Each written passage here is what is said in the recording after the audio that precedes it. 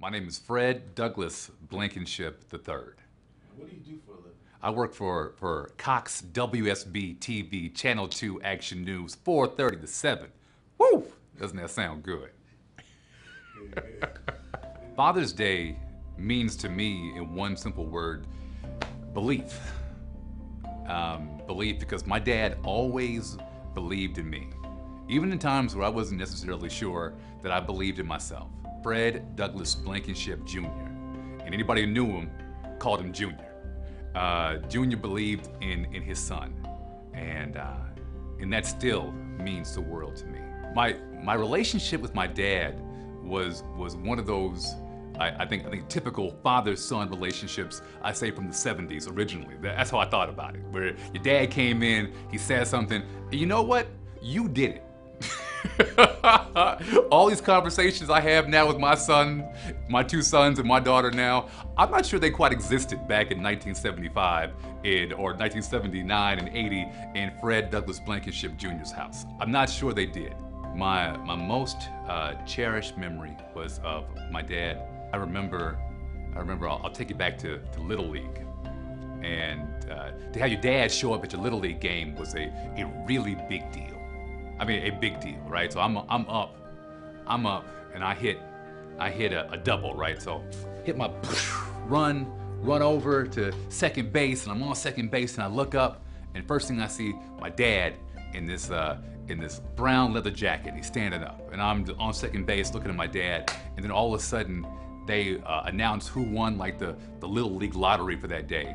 And they say, Fred Blankenship. My dad looks around, he smiles, holding a lottery ticket, and I must have been like 9. You know what I thought at 9? I said, I don't think it gets any better than this, because right now we are both winning. If I could talk to my dad today, first of all, we would talk about the Lakers, because we were huge Los Angeles Lakers fans, right? But if I could talk to him today, we would talk about love. We would talk about being there for our family. We talk about the important things. My dad passed away when I was 28. And so there's a big portion of my life that when it came to family and growth, where I didn't have a chance to have my dad be the sounding board. And you know, we were going from the relationship from father and son to friends. And I always feel like I was slightly robbed of that part of our relationship. My father passed away at 57 years old. He was a young man.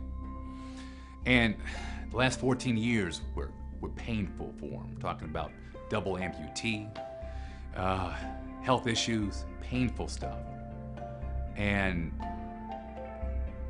when I look at myself today at the age of 42, and I'm trying to focus on being the healthiest person I can, I'm not just doing that for me. Every single day, he is with me.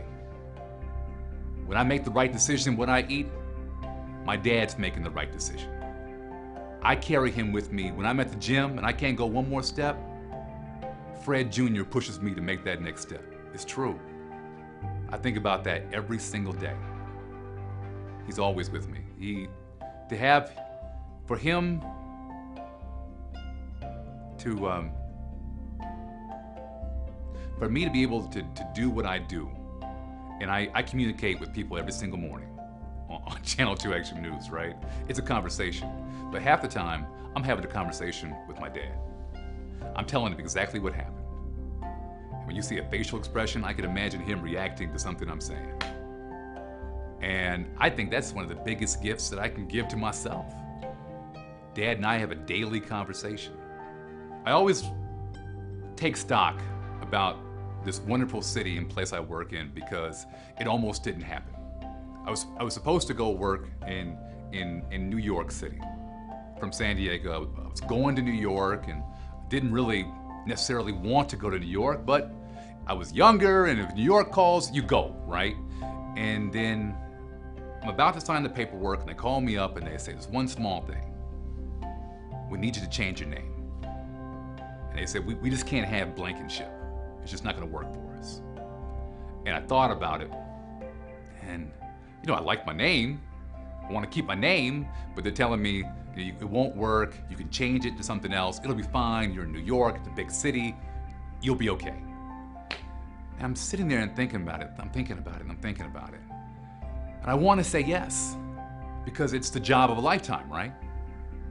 And then something nags at me. It said, my name is Fred Douglas Blankenship III.